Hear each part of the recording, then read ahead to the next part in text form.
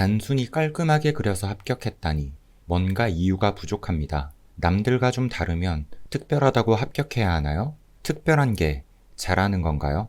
그건 아니겠죠. 더 뛰어난 이유가 있어야 합니다. 알겠습니다. 그것을 설명하는 것도 저의 의무입니다. 이곳은 인천공항입니다. 오늘 저는 도쿄로 갑니다. 여러분들은 왜 왼쪽 노란 글씨가 더 잘 보이는지 생각해 본 적이 있나요? 소도호 작가의 작품이 보이네요. 소도호 작가는 왜 이 색 조합을 면적이 다르게 사용했을까요? 이런 배색은 조형의 기본인데 색의 조합과 비율에 대해서 궁금해한 적이 있나요? 다시 근본으로 돌아가자. 화려한 기교를 뽐내기 전에 우리가 해야 할 조형의 기본, 그리고 건국대 영상 디자인 합격작의 진실은 어디에 있을까요? 무슨 도쿄까지 가냐고요? 도쿄는 조형적으로 굉장히 잘 정리되어 있는 도시거든요.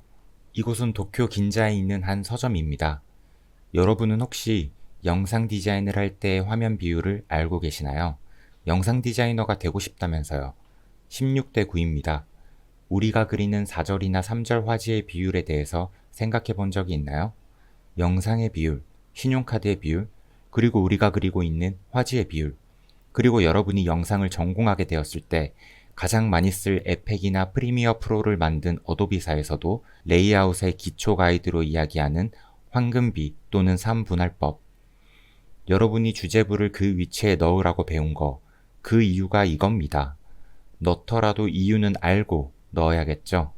화면이 너무 정적이지 않으면서도 안정적으로 비례와 균형을 표현할 수 있는 최적의 위치이기 때문이죠. 그럼 여러분들은 이야기합니다. 그 정도는 저도 알고 있다고요.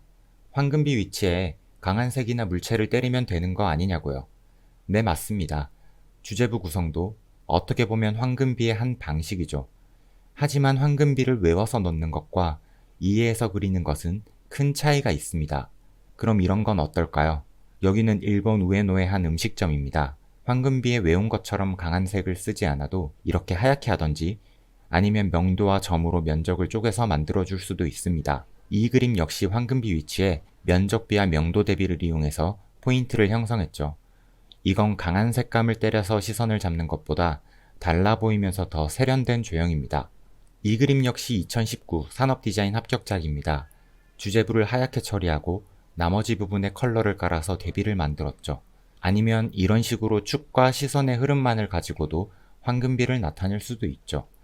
이해해서 활용하는 학생과 기계적으로 때려박은 학생은 그림에서 티가 나게 되어 있습니다. 건국대학교 대상작들, 전체적인 화면의 비율과 조화를 잘 이해해서 황금비를 활용한 그림들이죠. 다른 합격작들과도 꼭 비교해보시면 더 잘 보일 겁니다.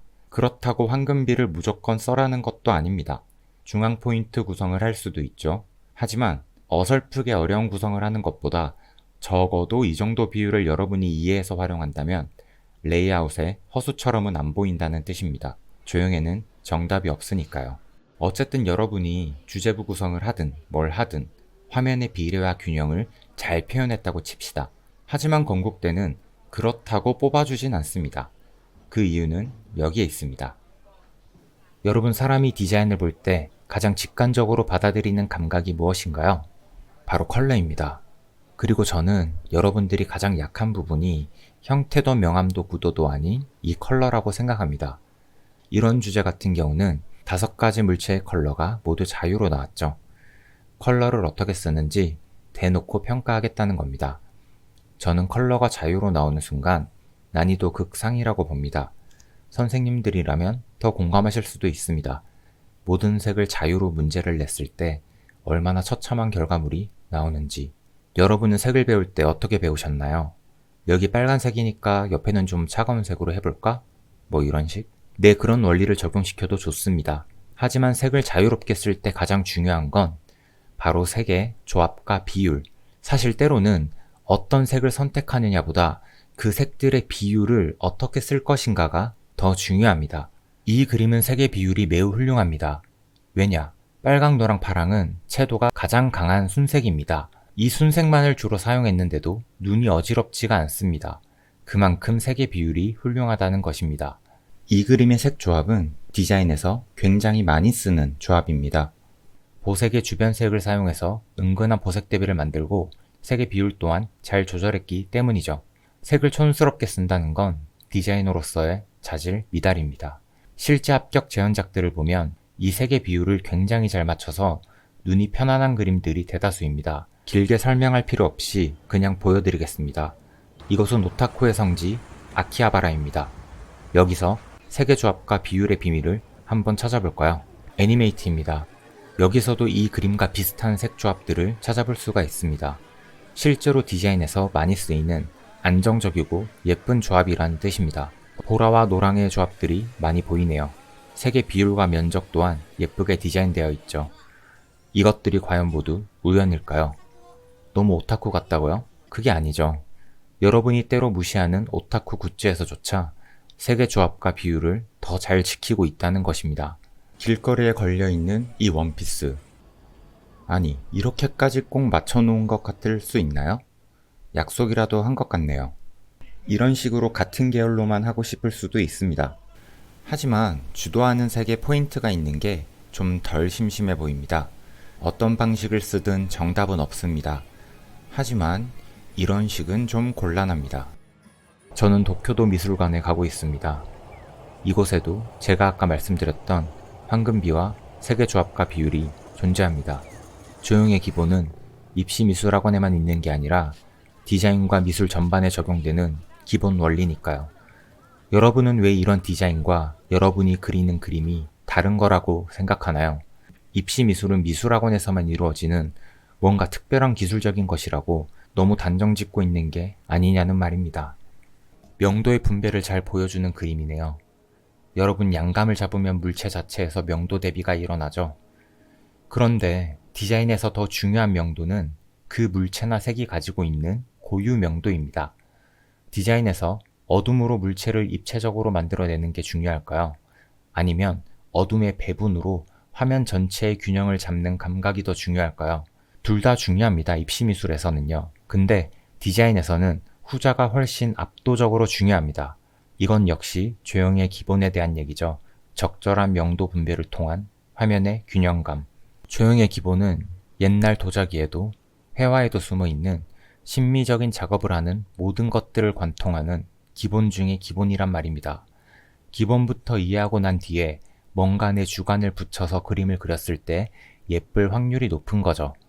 여러분이 그림을 강하게 만들기 위해 점증, 대비, 집중과 확산 등의 원리를 사용할 때조차도 그 전에 이런 기본적인 조형의 원리를 어느 정도는 지키고 있어야 그림이 정돈되어 보일 확률이 높다는 이야기입니다.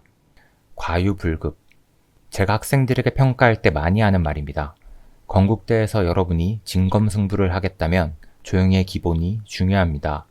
검술의 일격도 기본 자세가 정돈되어야 나오는 것입니다. 여러분들이 많이 하는 말이 있습니다. 양감, 공간감, 표현력. 네, 중요합니다. 여러분이 이 그림에 대해서 평가할 때 공간이 뒤로 빠질 때 풀리지 않는다는 말을 많이 합니다. 아니 여러분, 왜 이렇게 공간에 집착을 하나요? 주제에서 공간감을 표현하라고 나왔나요? 공간감이 중요하지 않다는 얘기는 아닙니다. 물론 공기연금법을 이용해서 화면의 공간을 표현하면 눈이 훨씬 편하겠죠. 그런데 제가 묻고 싶은 건 뒤에 있는 물체를 공간감 있게 푸는 게 디자인에서 레이아웃과 색 개념보다 더 중요하다는 이야기인가요? 기본 레이아웃과 컬러가 해결되고 나서야 공간이니 집중과 확산이니 하는 게 의미가 있습니다. 이걸 모르고 화려한 구도를 짜면 화면의 비율을 망가뜨리기가 쉽습니다. 또 이런 반응도 있었습니다. 공간감을 표현 못하는 허수가 저런 식으로 미술학원에서 교육받았을 리가 없다. 실제 이 선생님 반의 수업작입니다. 레이아웃과 화면의 균형, 명도와 색의 분배에 대한 교육. 기초라고 해서 성급기 6면체만 있는 게 아닙니다. 조형의 기초교육도 있죠. 이런 게 아니면 여러분은 미술학원에서 무엇을 교육받나요? 그리고 왜 여러분은 기본 조형에 대해서는 표현력만큼의 잣대를 들이밀지 않는 건가요? 실기장의 허수는 표현의 허수만 있는 게 아닙니다. 그림의 허수가 표현의 허수라면 디자인의 허수는 레이아웃과 색의 허수죠. 밤이 되었습니다. 도쿄의 아사쿠사입니다. 근데 선생님 말대로 황금비니 뭐니 다 지켜서 하면 그것 또한 획일 아니냐고 물으실 수도 있겠네요. 노래에도 기승전결이 있죠. 박자가 있고 클라이막스가 있습니다. 클래식부터 트렌디한 노래까지도 일정 부분 지키고 있는 룰. 그렇다고 그 노래들이 다 똑같을까요? 아주 다양한 모습으로 음악들마다 개성을 뽐내고 있죠. 춤 역시 마찬가지죠. 마구잡이로 팔다리를 휘두른다고 개성 있다고 봐주진 않습니다. 그냥 나 혼자 막 춤추는 거죠. 중요한 건 기본. 기본을 지키면서도 새로운 걸 추구해야 한다는 것입니다. 메이크업에도 기본이 있죠. 기본을 지키지 않는다면, 이런 느낌? 뭐 이런 게 본인 디자인 스타일이라면 존중합니다. 센소지에 왔습니다. 여러분이 평소에 좋아하고 열광하는 그림이 떠오르네요. 그렇다면 야경이 아름다워 보이는 이유는 무엇인가요?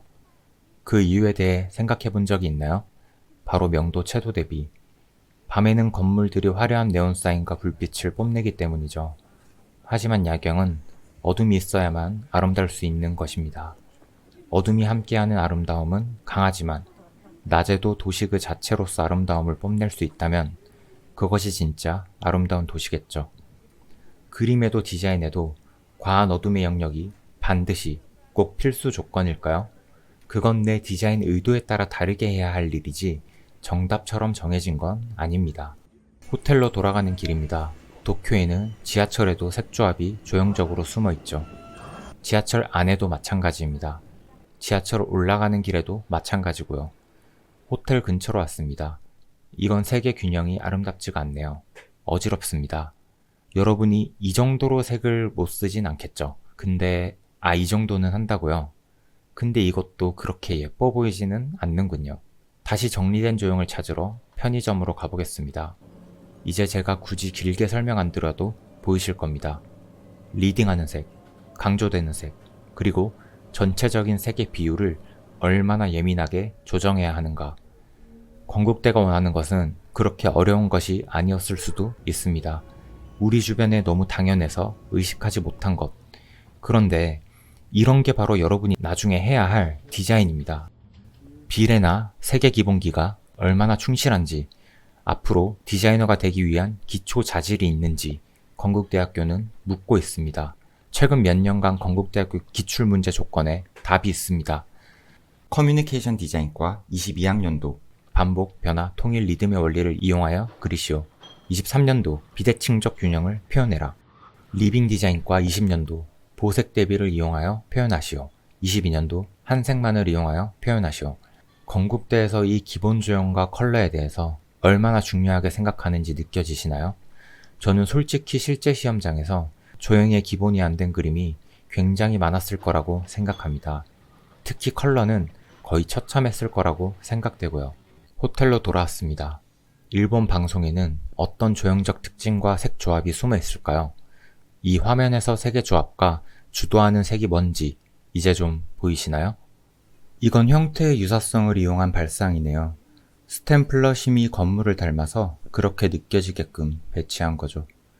이렇게 칫솔을 가로등처럼 배치한 것도 형태의 유사성을 이용한 발상입니다. 이건 또 입시미술과 무슨 상관이냐.